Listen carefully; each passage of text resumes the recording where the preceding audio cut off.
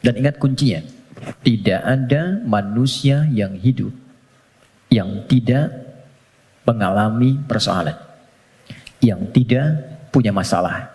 Itu mustahil. Quran surah kedua ayat 155 sampai 157. Allah menegaskan, saya sedikit menyingkat apa yang telah dibahas di pertemuan lalu. Walanabluwannakum bisyai. Setiap yang hidup pasti aku akan uji dengan beragam ujian kehidupan. Perhatikan cara menerjemahkannya. Untuk meningkatkan kualitas hambaku melalui ujian itu. Jadi, posisikan ujian adalah sebagai tes dari Allah yang menjadi fasilitas bagi kita untuk meningkatkan kualitas kehidupan. Itu poinnya. Ragamnya kata Allah bisa banyak. Minal khauf, kadang ada kegelisahan, kekhawatiran akan apapun. Kekhawatiran di rumah tangga, kekhawatiran di pekerjaan, kekhawatiran di kehidupan sosial, dan lain sebagainya. Wal ju', rasa lapar, apapun bentuknya. Wa naqsim minal amwal, harta berkurang. Ada hal-hal yang biasa kita nikmati menjadi tidak kita dapati. Wal anfus, diuji dengan penyakit sampai ada yang menggoncang jiwa, bahkan sebagian kerabat mungkin yang paling dekat dengan kita meninggalkan kita dan wafat. Wathamarat, ada hasil kerja keras yang telah kita titi sekian lama ternyata diambil oleh orang lain. Wabasyiris sabirin, dan berikan kabar gembira. Ternyata desain ujian itu akhirnya kebahagiaan. Jadi kalau kita menjalani semua apa yang Allah ujikan kepada kita itu dengan benar, itu endingnya itu bahagia. Endingnya kebahagiaan, kenyamanan, ketentraman, kedamaian. Jadi desain yang kedua, masalah kehidupan itu disiapkan oleh Allah bukan ingin membuat kehidupan seorang hamba bermasalah, tapi untuk satu, meningkatkan kualitas kehidupannya. Yang kedua, menghadirkan kebahagiaan sejati yang mengiringi aktivitas hidupnya. Untuk logika yang pertama, supaya mudah dipahami, bukankah setiap anak-anak kita yang belajar di sekolah harus melewati ujian sebelum dia lulus? Bukankah ujian itu parameter untuk menguji kenaikan kualitas pengetahuannya? Maka hukum ini, kaidah ini, logika ini tempatkan pula dalam ujian yang Allah berikan kepada kita.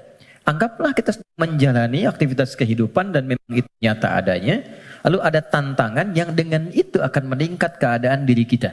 Bertambah kesabaran, bertambah mentalitas, semakin keluar air mata, semakin siap kita menghadapi tantangan berikutnya dan sudah tidak ada air mata lagi yang dikeluarkan karena sudah melewati batasnya. Kemudian akhirnya kebahagiaan. Nah, kita baru bicara tentang awal dan tengahnya di pertemuan lalu. Gimana menuju akhir dengan bahagia itu? Memanage satu persoalan yang orang lihat dengan masalah, kita melihatnya sebagai jalan menuju kebahagiaan. Oke, itu cara pertama untuk kita menyikapi terlebih dahulu. Jadi memosisikan persoalan kehidupan apapun bentuknya. Ya. Kadang selalu disebutnya dengan masalah gitu kan. Padahal Allah menyebutnya dengan tes, ujian.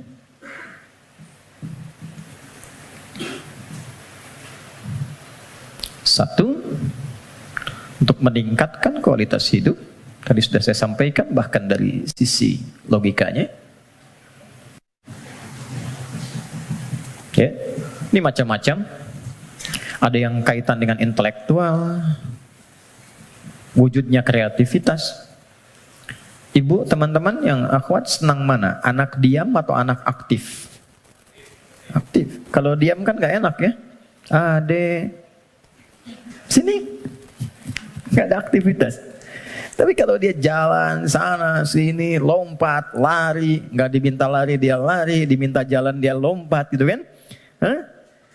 Aktivitas itu bukankah menstimulus orang tuanya untuk banyak melahirkan kreativitas?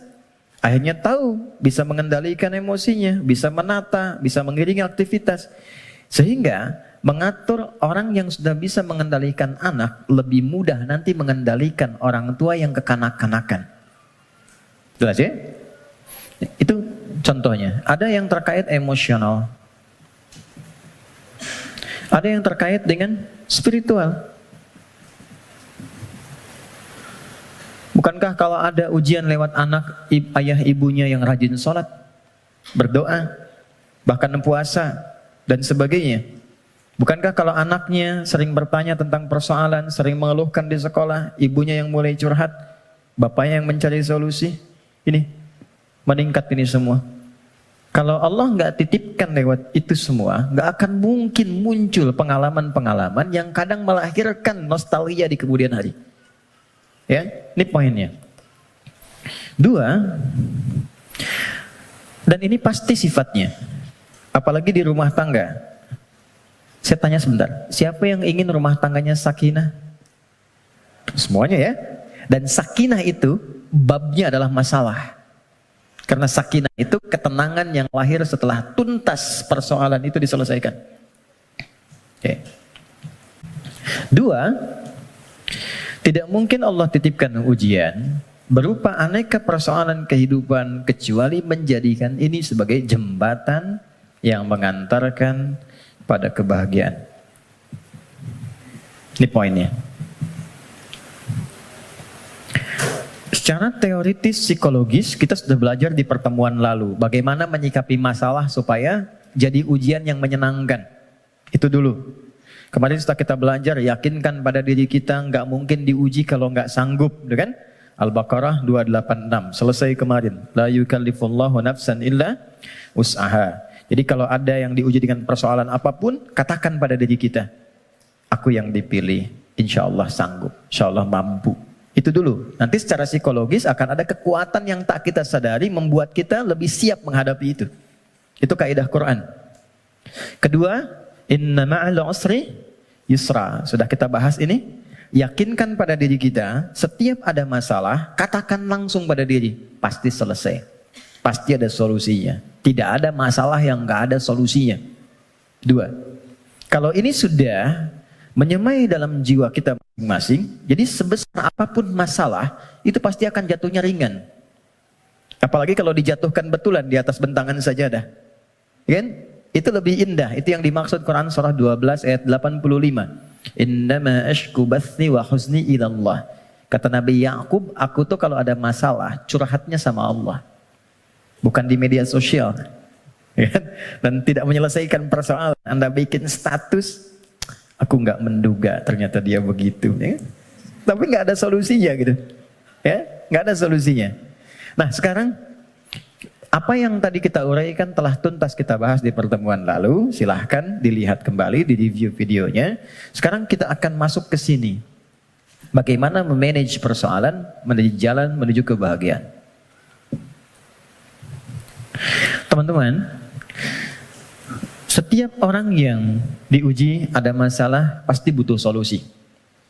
Dalam bahasa Al-Quran, solusi itu dikenal dengan makhraj namanya.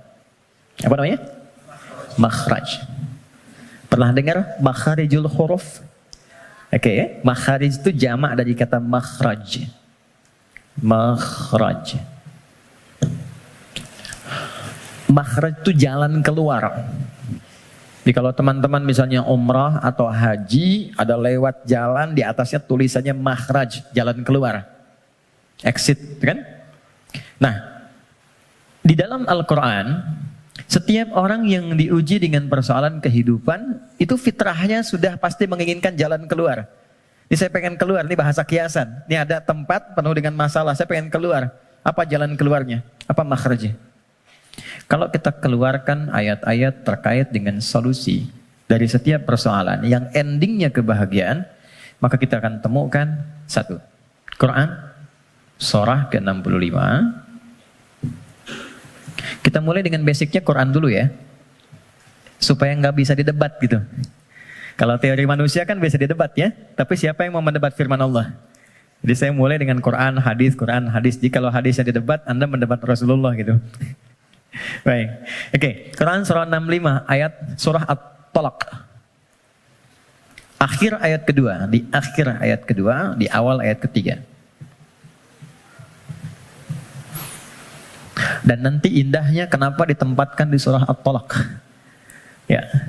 Bahkan di titik paling nadir pun dari persoalan itu, yang kadang sengketanya, kadang di ujung seakan melahirkan perpisahan dan sesuatu yang tidak diinginkan, itu ternyata masih bisa disisipkan ending yang membahagiakan. Ya, ya kita bacakan ayatnya. Bismillahirrahmanirrahim. Langsung ke ujungnya saja, karena kita agak terbatas waktunya. Wa may yattaqillaha yaj'al lahu makhraja. Satu. Oke. Kalau saya tuliskan kelihatan ya, insyaallah ya. Dan kalaupun belum tampak secara langsung, nanti bisa direview videonya, jadi bisa terlihat lebih jelas. Saya naikkan ke atas. Waman, ini yang saya highlight dulu. Wa may yattaqillaha. Gini. Ya, kelebihan. Wa may yattaqillaha. Nih, kuncinya ini. Saya kotaki. Baru saya turunkan ke sini. Ya ja'allahu makhraja. Makhraja. Oke, kita temukan kalimat makhraj di Quran. Satu. Waman, saya baca dengan man dulu, tidak saya baca dengan tajwid. Waman, dan siapapun. Saya agak kurang sepakat dengan terjemahan dan barang siapa. Karena saya cari sampai sekarang nggak pernah ketemu itu barang punya siapa gitu. Barang siapa. Oke. Jadi saya lebih senang menerjemahkan dan siapapun. Dan siapapun. Nah, man ini di dalam bahasa Arab tuh kaidahnya berbunyi begini. Ismun mausulun yadulu alal faradiyah. Paham? Tidak. Man, konjungsi yang menunjuk kepada objek, kadang subjek, tapi dia menunjuk secara personal, tapi sifatnya luas. Di tawarannya berlaku secara personal setiap kita, tapi bersifat terbuka. Jadi kalau ada kata man di Quran, itu Allah sedang berbicara kepada kita, posisikan secara personal. Setiap kita itu sedang dikhitab, ditawari langsung oleh Allah. Dan tawarannya terbuka. Mau laki-laki, perempuan, besar, kecil, tua, muda, siapapun. Kalau ini kemudian disandingkan dengan kata makhraj, yang tadi kita sepakati makhraj itu solusi, jalan keluar. Lawan dari solusi, masalah kan? Ujian kan? Jadi satu kata man saja sudah memberikan kesan bahwa tidak ada satu pun di antara kita, bahkan saat ini di ruangan ini, yang tidak punya persoalan. Setiap kita. Tuh, wajahnya udah kelihatan tuh. Setiap kita pasti punya masalah, kan? Apapun jenisnya. Tapi kata Allah, siapapun Anda, ketika mendapati ujian dari persoalan itu, aku sudah siapkan solusinya. Dan kalimatnya menggunakan ja'ala loh. Ja'ala itu nggak main-main, lekat. Jadi seakan Allah ingin katakan begini, setiap aku titipkan ujian untuk meningkatkan kualitas hidupmu, saat yang bersamaan, ini sudah ada solusinya. Jadi berbarengan dengan itu, ada masalah, ada solusi. Ada problem, ada jalan keluar. Tinggal sekarang, cara kita bagaimana menemukan jalan keluar itu bukan hanya merasakan persoalannya. Jadi diberikan persoalan itu untuk mencari lewat itu solusi yang telah Allah sandingkan tadi. Dan cara mencari itu ujungnya adalah ini, kebahagiaan. Apa jembatannya? Kalau jembatan itu di tengah atau di ujung? Selalu di tengah. Ada dua yang terpisahkan, tengahnya jembatan.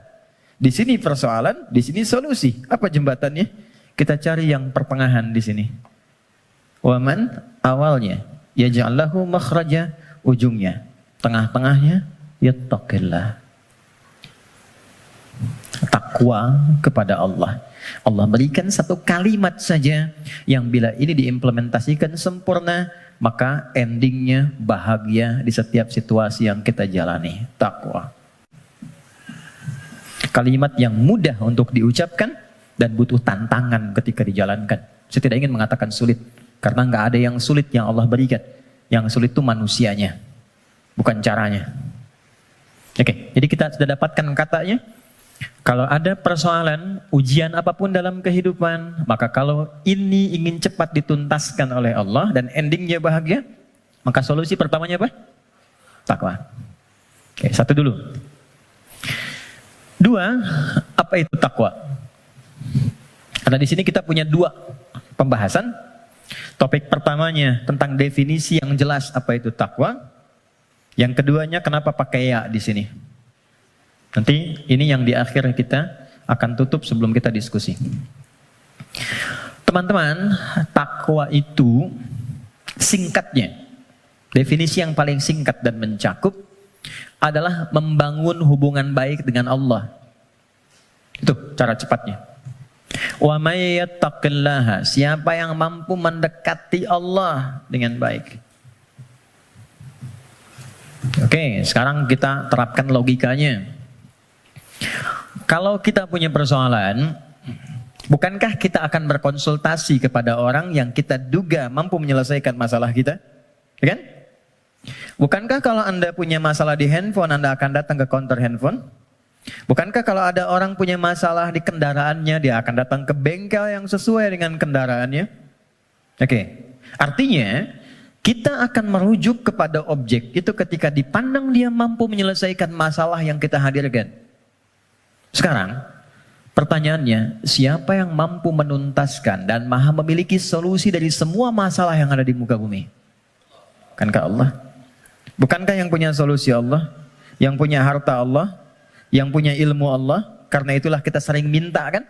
Ya Allah, ya Allah, ya Allah. Pertanyaannya, apakah setiap yang meminta itu punya hubungan baik dengan Allah? Anda punya masalah, lalu Anda ingin kontak teman, minta bantuan, tapi hubungan Anda nggak baik, dikontak nggak temannya? Tapi yang paling aneh, masih dikontak kan? Ya kan? Dan nggak berharap apa-apa gitu. Dan biasanya orang yang tak punya hubungan baik, walaupun dia mengontak, biasanya harapannya kosong. Mau dibantu nggak apa-apa, mau nggak dibantu nambah kesel. Kan nggak punya hubungan baik gitu kan? Oke, nah sekarang problemnya, apakah setiap orang yang minta kepada Allah itu, maaf, punya hubungan baik gak dengan Allah? Karena sifat Allah itu nggak mungkin diminta kecuali diberi, nggak mungkin dimohon kecuali dikabul. Itu ada di Quran surah kedua ayat 186. Paling kiri sebelah bawah di mushaf standar. Wa idza sa'alaka 'ibadi 'anni fa inni qarib ujibu da'watad da'i idza da'an. Itu kalimatnya. Jika ada hambaku Muhammad SAW bertanya kepadamu, berkonsultasi untuk mendekat kepadaku, ingin datang kepada Allah. Biasanya kalau motif hamba datang kepada Allah itu biasanya dua. Satu, pengen minta sesuatu, yang kedua mau bertobat. Umumnya begitu. Umumnya. Nah, sebelum datang Allah sudah memahami karena Maha tahu sifatnya. Maka Allah jawab, ujibu da'watad da'i idza da'a. Katakan padanya, nggak usah lelah, aku sudah memahami sebelum dia datang. Wah, itu secara psikologis hebat sekali. Kalau Anda bertanya, Mas Dimas, mana ustadznya? Kok jam 10 belum datang? Iya nih, kayaknya nggak jelas ustadznya datang apa enggak. Dengan jawaban kedua, ustadz sudah dekat, sebentar lagi tiba. Mana yang menenangkan, jawaban pertama atau kedua? Kedua. Maka Allah mengatakan, sebelum engkau tanya, katakan Muhammad pada mereka SAW, aku dekat. Setelah itu apa? Aku akan kabulkan apapun yang hambaku minta, sepanjang itu maslahat untuknya. Jadi setiap permohonan itu dikabul, dan jawabannya menggunakan ya, lalu kembali kepada saya jadi ujibu, aku akan jawab kapanpun itu yang sesuai dengan kebutuhan dia. Ya, karena sifat doa itu gini, sifat doa itu mengabulkan apa yang dibutuhkan, bukan memberikan apa yang dimintakan. Karena Allah itu Maha Pengasih, nggak mungkin Allah ngasih kepada sesuatu yang membahayakan. Ya, kadang kalau memang betul itu maslahat buat Anda, minta, Anda butuh diberi seketika. Tapi kalau sekarang Anda belum siap, mungkin diberikannya 2 tahun, 3 tahun, 4 tahun. Nabi itu minta kiblatnya pindah dari Masjidil Aqsa ke Ka'bah. Kapan dikabulkannya? Setahun 8 bulan. Bayangkan seorang nabi, rasul, manusia terbaik, minta sama Allah, nggak langsung dikabul. Setahun 8 bulan baru dikabulkan. Kenapa? Bukan nabinya, umatnya belum siap. Ya, begitu pindah, dapat komen dari kalangan Yahudi yang ada pada saat itu di Madinah, langsung dislike, share, viral. Nggak ada yang subscribe satupun. Ya, yang ada nanti malah konflik. Jadi begitu sudah siap, sudah paham dengan esensi sholat, sudah mengenal Allah lebih dekat, baru dikabulkan. Kadang-kadang, maaf ya teman-teman, apa yang sekarang kita dapatkan, boleh jadi itu doa sekian bulan, atau bahkan tahun yang pernah dimohonkan dulu. Cuman kadang-kadang, sebagian hamba tidak menyadari itu, karena itu syukurnya telat. Gitu. Ada yang ketiga, ini yang lebih dahsyat. Allah mengganti apa yang diinginkan dengan apa yang dibutuhkan. Seperti pernah saya sampaikan, Anda punya anak, anaknya sakit, konsultasi ke dokter, ini yang terbaik untuknya jeruk. Pulang dari rumah sakit, dia merengek minta apel. Mama, apel, apel, apel. Ini nak, jeruk. Nggak mau apel. Ini jeruk rasa apel. Itu yang terbaik, gitu kan? Oke, kadang-kadang Anda minta motor, dikasihnya mungkin sepeda. Kadang Anda minta mobil A, dikasihnya mobil B. Kadang Anda mengajukan proyek A, dikasihnya proyek B. Yang ini nggak masuk, yang ini dapat. Jadi sifat doa, itu kalau dimohonkan, diberikan. Kalau nggak cocok di dunia, diberikan di akhirat. Itu sudah janji. Karena itu kita masih ada iman akhirat, jadi masih punya harapan. Yang bahaya itu kalau nggak punya keyakinan tentang akhirat, dia nggak punya harapan.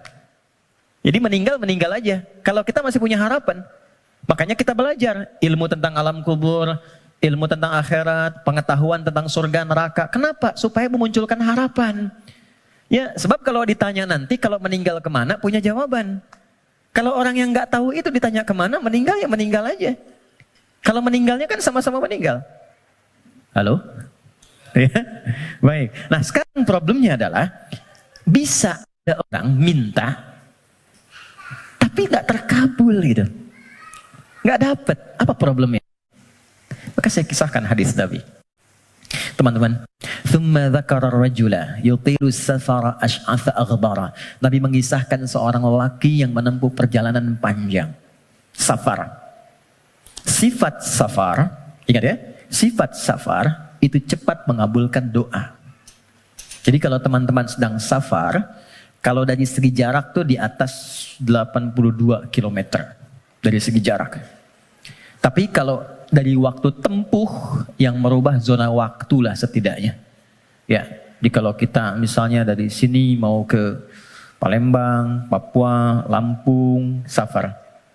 Tapi ingat, safarnya menuju tempat yang baik. Ya deh? Ini mau safar ke Makau, safar ke Las Vegas misalnya, itu bukan safar namanya. Memang jalan jauh tapi bukan dalam konteks yang dibenarkan. Nah, orang yang menempuh perjalanan jauh dalam rangka kebaikan, apalagi diniatkan ibadah, maka berpotensi mengabulkan doa di setiap titian perjalanannya. Maka alih-alih banyak foto dan bikin status, saran saya, isi dulu dengan doa. Isi dulu dengan doa.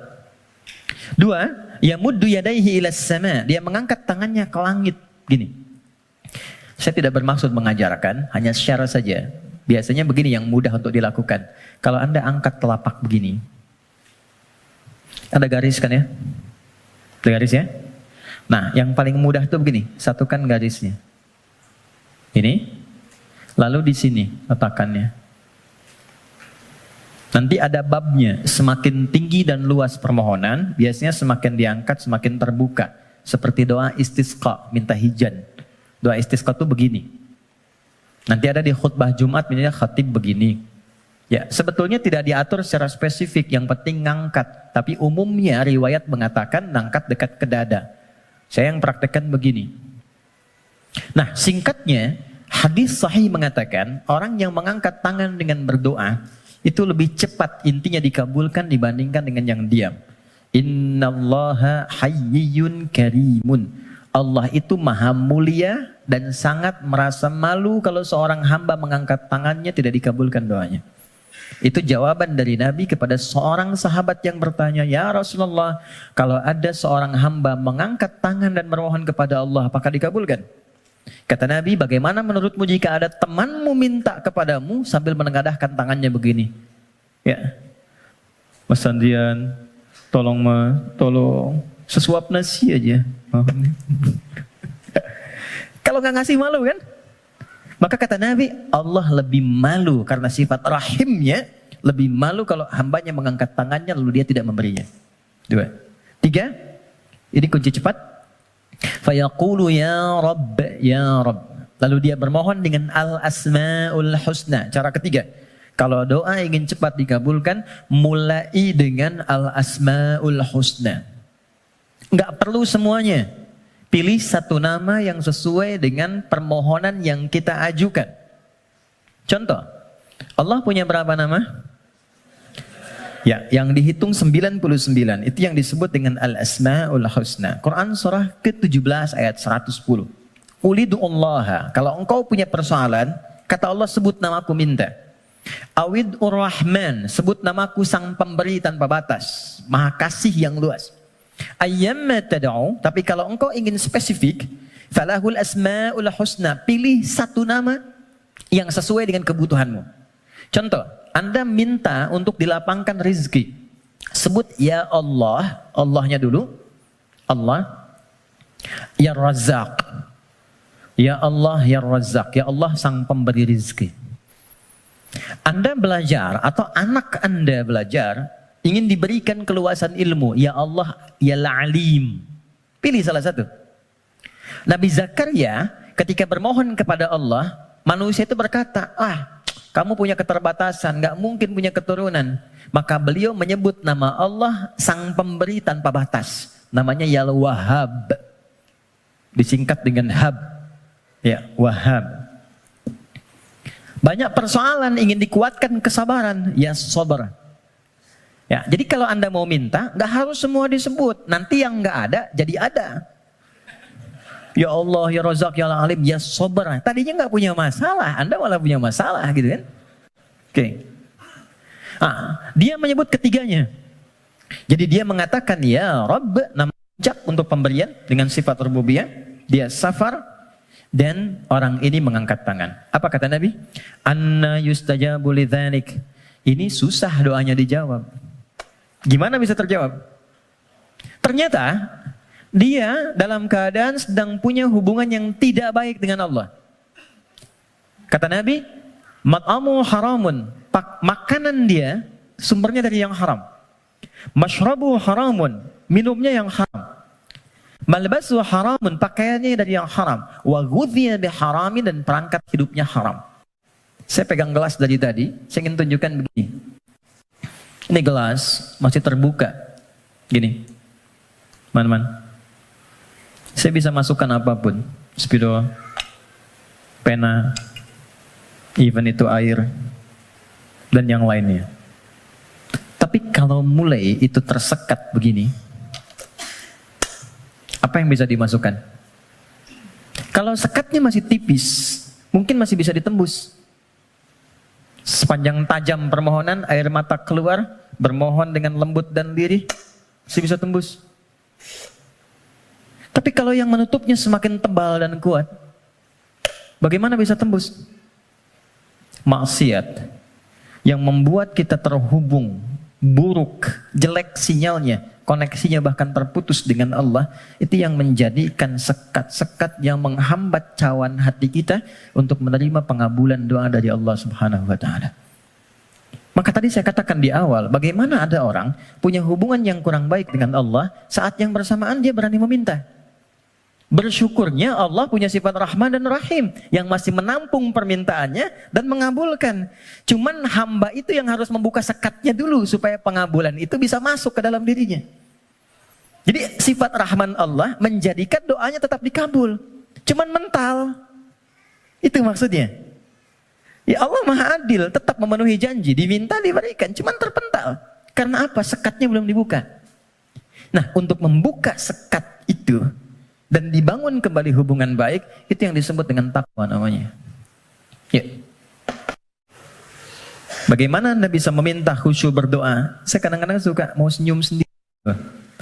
Ada orang berdoa, tapi gerah juga. Minta khusyuk, tapi dia membawa perangkat haram dalam dirinya. Gambar-gambar yang tak pantas, video-video koleksi yang buruk masuk di handphonenya. Kok bisa masuk sakunya saat yang bersamaan dia sholat? Kok bisa? Nggak malu sama Allah. Kan kita mengetahui Allah maha mendalami segala hal. Allah maha mengawasi. Lalu ada orang mengumpulkan hal yang haram, bahkan dalam handphonenya, dia masukkan ke sakunya, dan dia masih senang menunaikan sholat. Dan merasa nyaman dengan itu. Apalagi dengan keadaan sadar, dia hasilkan perangkat dirinya, pakaian dari cara yang tidak benar, kemudian juga perangkat dari cara yang tidak benar, kemudian dia diuji dengan persoalan, yang Allah ingin bimbing dia untuk mendapatkan jalan keluar yang baik, tapi dia menggunakan itu, dan dengan perasaan bangga dia bermohon kepada Allah. Tapi sekali lagi, karena Allah itu Rahman, sayang, kasih, maka persoalan sebesar apapun yang dirasakan dan bagaimana bentuknya, demi Allah saya katakan, pada akhirnya itu adalah jalan menuju kebahagiaan. Kalau bukan jalan kita menemukan kembali harapan cerah untuk terhubung dengan Allah, yang membuka kebahagiaan sejati berikutnya, atau memang itulah titik pertemuan dari semua keinginan yang akan dikabulkan. Nah sekarang, bagaimana mewujudkan takwa itu?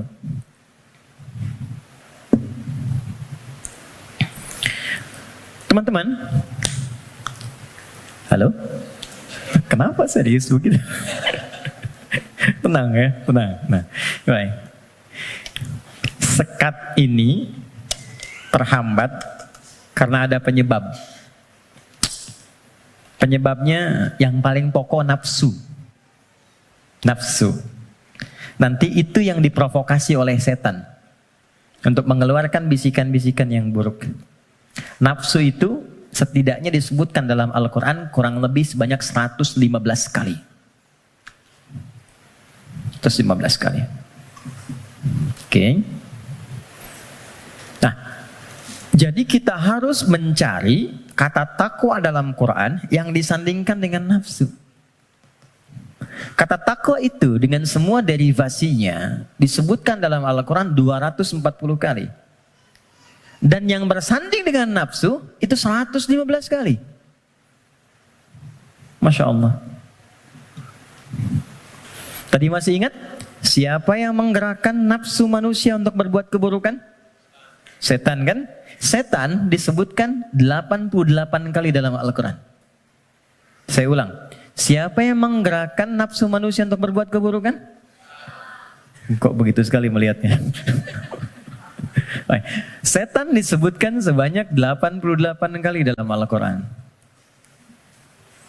Saat yang bersamaan, kita pun diberikan oleh Allah itu perangkat takwa. Lawan dari nafsu. Quran surah 91 ayat 7 sampai 10. Wa nafsin wa ma sawwaha fa'alhamaha fujuraha wa taqwaha. Yang fujur itu nama lain dari nafsu.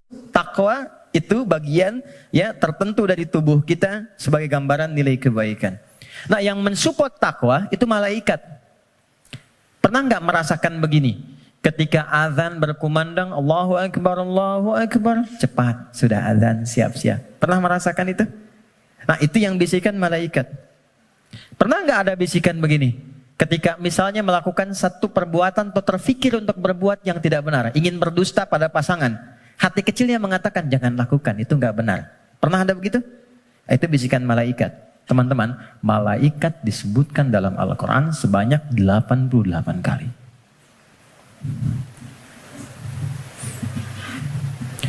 Jadi ini automatically bekerja secara bersamaan terus. Jadi kita baru bangun tidur aja, udah ada pengaruh begitu. Ya, harus cepat mengambil keputusan, di mana yang mau diambil. Makanya itu Nabi mengatakan istafti qalbak. Kalau kita ingin memutuskan sesuatu, tautkan diri kita dengan Allah, ambil isyarat dari jiwa takwa kita. Ini. Dari 115 kali ini yang disandingkan dengan nafsu, maka keluarlah di situ rumusan-rumusan amal soleh, ibadah yang menjadi jalan sekaligus jembatan yang menghubungkan kita dengan Allah. Apa diantaranya? Jazakallah khair. 2, 3, 4. Ya, kita pelan-pelan ya. Buka Quran surah kedua. Ini bagian terakhir kita untuk materi pengantar. Surah Al-Baqarah. Oke. Ayat 1 sampai 5. Quran surah 2 Al-Baqarah ayat 1 sampai 5. Ayat 1-nya pembuka, ayat 2 sampai 4 itu jembatan takwanya, ayat 5 adalah ending kebahagiaannya. Oke. Ya, kita mulai. Pembukanya Allah sampaikan Alif Lam Mim. Aku akan berikan informasi dari firman-Ku yang mudah untuk dipahami, mudah untuk dibaca, mudah untuk diamalkan, semudah engkau mengucapkan Alif, Lam, dan Mim. Alif yang keluar di lisan, A dari rongga di sini, Lam sampai di lidah, Mim sampai di bibir. Semudah engkau berucap, semudah itu pula Quran bisa dibaca, dipahami, dan diamalkan.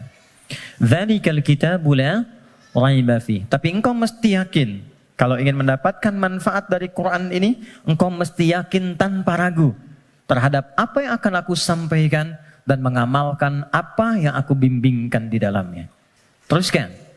Dzalikal kitabu la raiba fi hudal lil muttaqin. Isi Al-Quran aku telah siapkan menjadi pedoman kehidupan, petunjuk hidup untuk semua kegiatan yang mengiringi bagi orang takwa. Muttaqin itu jama' dari kata taqi. Taqi itu satu orang.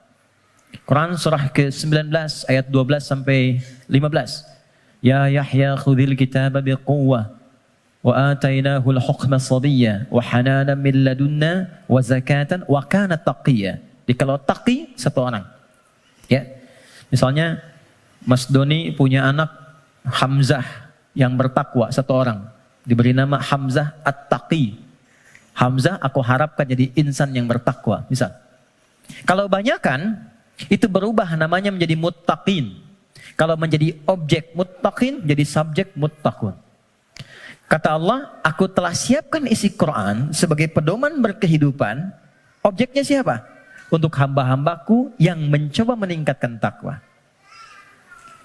Apa jembatan amalan untuk mewujudkan sifat takwa itu, menjadi orang takwa itu? Teruskan ayatnya. Nah, ini poinnya. Ayat 3. Alladzina yu'minuna bil ghaib wa yuqimunas shalah. Oke, satu. Teman-teman lihat baik-baik, disebutkan dengan kata alladzina. Saya pernah sampaikan di banyak pertemuan. Alladzina disebutkan sebanyak 1080 kali dalam Al-Quran. Dan menunjuk pada semua objek tanpa batas. Siapapun. Bedanya dengan man, kalau man itu sifatnya personal tapi terbuka. Kalau alladzina sifatnya komunal dan terbuka kepada semua langsung tanpa kecuali. Seakan Allah ingin mengatakan, hei kalian ingin jadi orang takwa, aku buka kepada siapapun. Aku tidak batasi untuk si fulan. Takwa itu bukan definisi untuk ustaz saja. Untuk kiai, habib semata, tidak. Siapapun. Ya, Anda mau profesi A, profesi B, sepanjang Anda manusia, Anda bisa menjadi kalangan orang takwa. Saking kasihnya Allah, semua diberi kesempatan yang sama, tanpa beda. Syarat pertama, kata Allah, alladzina yu'minuna bil ghaib. Orang takwa itu cirinya, dia berusaha meningkatkan imannya. Kalau di terjemahan teman-teman lihat beriman kan? Tapi kalau kita lihat dari karakter gramatikal bahasa Arabnya, pakai ya di situ bentuknya jama'un, yu'minun, ya itu bentuknya kalau kita tarik ke dalam bahasa Inggris misalnya bentuk present, continuous, and future, ada progresif, kontinuitas. Jadi kalau kita menemukan satu kata ada ya-nya, artinya di situ ada usaha terus meningkatkan sampai kapanpun. Alladzina yu'minuna, orang takwa itu dia bukan sekedar beriman. Kalau sekedar beriman, baru beriman amanu namanya. Amanu itu baru beriman. Oke? Tapi kalau dia mau menerus meningkatkan imannya supaya lebih kuat, maka berubah katanya dari amanu menjadi yu'minun. Satu, diniatkan untuk meningkatkan iman.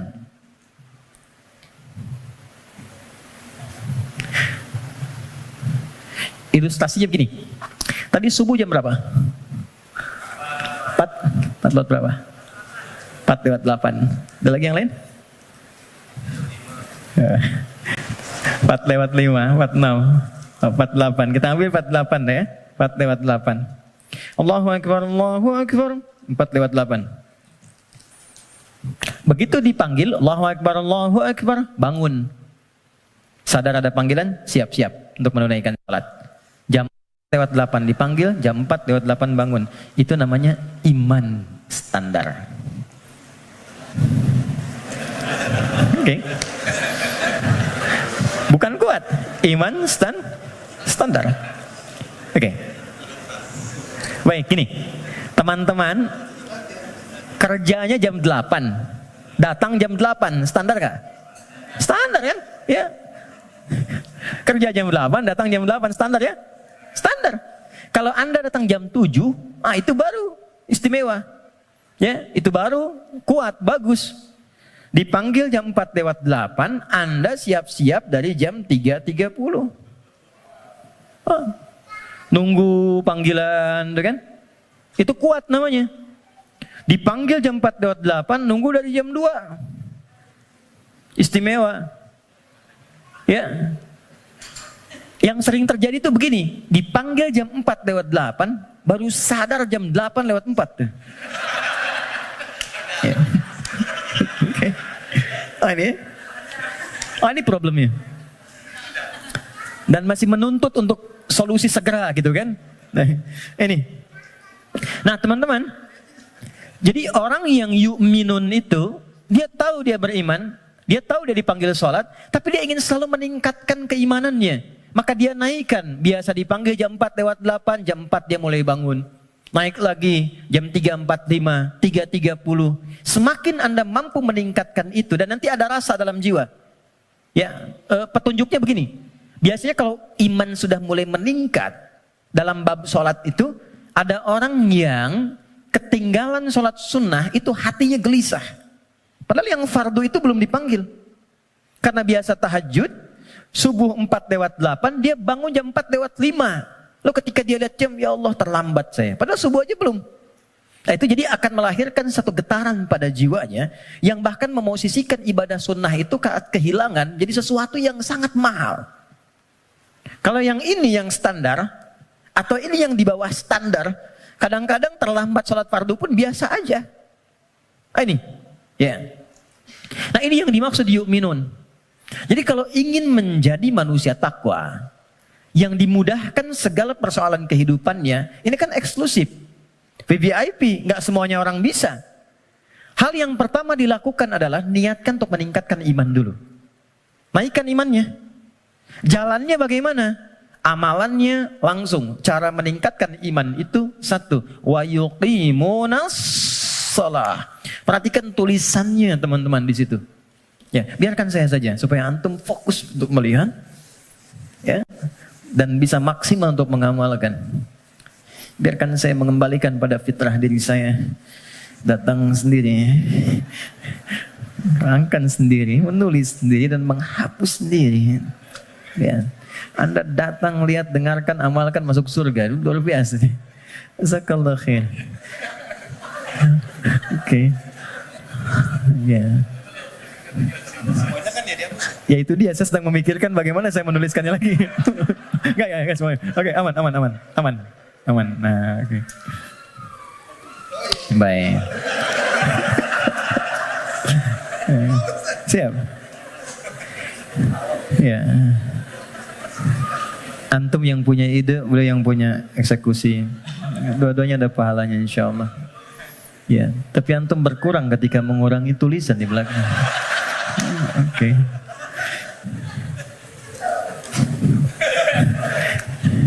Satu, sholat. Ya, sebentar. Oke. Coba lihat di mushafnya, tulisannya mesti begini.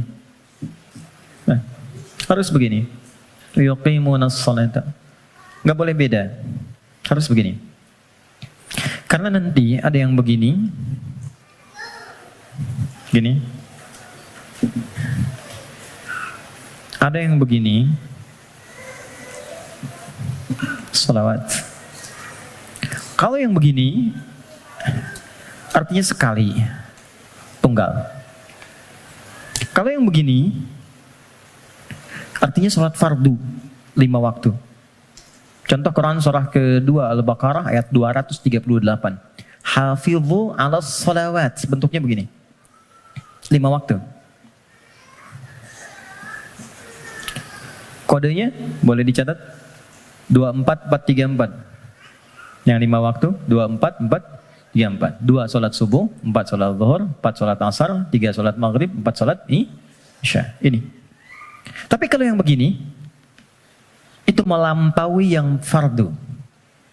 Melampaui yang fardu. Melampaui yang fardu bukan tambah bilangan fardu. Kalau gitu nanti besok subuh dari biasanya 2 jadi 4. Tidak. 2. Melampaui yang fardu artinya menambah dengan yang sunnah. Loh, Anda kan pengen masuk kelas VIP. Kalau kelas tribun biasa kan bayarnya biasa. Nontonnya kan biasa. Ya kan? Tapi kan permintaannya pengen yang spesial. Kalau pengen spesial, ibadahnya pun harus selaras dong. Harus adil, harus sama, harus spesial juga. Makanya tingkatkan dari sekedar yang fardu. Kalau kita ingin membangun jembatan takwa mulai saat ini, maka coba sekarang keluarkan menu-menu sholat sunnah apa saja yang bisa dilakukan. Jangan terlalu ekstrim dulu. Yang penting tahu dulu. Misal, yang siang ada apa saja? Kita mau masuk sholat zuhur misalnya. Sebelum zuhur itu ada sholat sunnah. Ada 4 rakaat. Bisa dibagi 2. 2 rakaat, 2 rakaat. Kalau nggak sempat waktunya untuk 4, bisa 2. Hadis Ibnu Umar. Sebelum asar ada 4 rakaat. Rahimallahu mra'an shalla qabla al-'asri arba'an. Misal salat mutlak. Malam misalnya ada tahajud. Kita ingin coba bangun tahajud. Nggak usah yang tinggi-tinggi dulu. 2 rakaat aja dulu. Ya, 2 rakaat untuk melatih kenyamanan hati dan fisik kita. Jangan dipaksakan dulu. Malam ini 11, besoknya berhenti. Ya. Dan gak usah panjang-panjang dulu. Saya selalu mengatakan kalau pengen tahajud dimulai, maka mulai dengan 2 rakaat tahajud, 1 witir.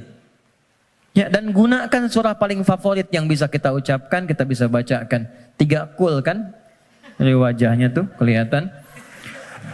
Rakaat pertama, qul a'udzu birabbil falaq, al-falaq. Ya kan?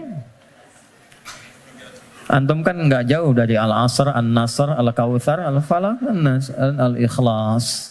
Pada ikhlas semua tuh. An-Nas. Tutup witir dengan 1 rakaat, Al-Ikhlas.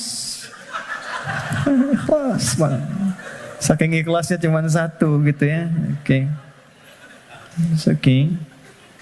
Coba dulu itu. Sampai jiwa kita merasa bosan, nyaman jiwanya. Tapi kan kita mulai merasa bosan, masa ini terus? Besok kan jadi naik kan? Jadi 4, terus tambah ad-duha, al-insyirah. Lama-lama menikmati. Nah, ketika menikmati itu yang disebut dengan halawatul iman. Nikmatnya beriman. Sudah pengen pindah surat. Kalau para penghafal Quran tuh adik-adik RKM biasanya murajaah. Al-Baqarah, Ali Imran, An-Nisa, biasa. Tapi kalau sudah paham esensi tahajud, yang dibaca itu kadang, kalau sudah mengerti, surat yang sesuai dengan kebutuhannya. Itu tingkat tertingginya. Misal, sedang ada persoalan yang berat ke jiwa. Nggak harus tinggi-tinggi. Baca rakaat pertama ad-duha, kedua al-insyirah. Kita nggak harus tinggi-tinggi. Dan kita merasakan itu. Pengen membangun hubungan baik dengan Allah, pengen taubat gitu kan, pengen mendekat, pengen jadi ahli surga, baca surat Az-Zumar misalnya.